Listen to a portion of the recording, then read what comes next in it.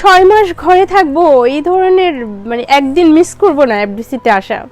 আর guardian ছিল না, সবকিছু মিলিয়ে বুঝে উঠতে পারিনি। না আমি বলছি আচ্ছা ঠিক আছে, ওই ওই বলে গিয়েছি, এরপরে আবার পরের দিনই এসেছি। তো এরকম কয়েকদিন পরে, আর তখন কিন্তু তাদের রানিং একটা শুটিং থাকতো। একদিন হাসান ভাই, ক্যামেরাম্যান হাসান ভাই দেখে বলে কি তোর ভাগ্যটা তুই খেলি। আচ্ছা কেন?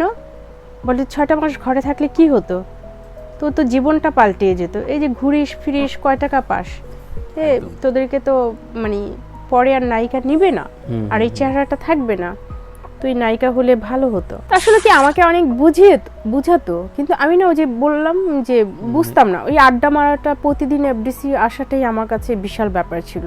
কিন্তু নায়িকা হলে যে একটা সম্মানের জায়গায় যেতে পারবো, আমাকে দেশবাসী অন্যভাবে দেখবে, আর ওই যে অঞ্জু ঘোষ হব, হ্যাঁ এগুলো না মানে মোটামুটি আমি ভুলে গিয়েছিলাম। কারণ হয়েছে যে একটা নিঃসঙ্গ জীবন থেকে এসে এত আনন্দ পাচ্ছিলাম, সেটা আমার কাছে বিশাল ব্যাপার মনে হয়ে গিয়েছিল।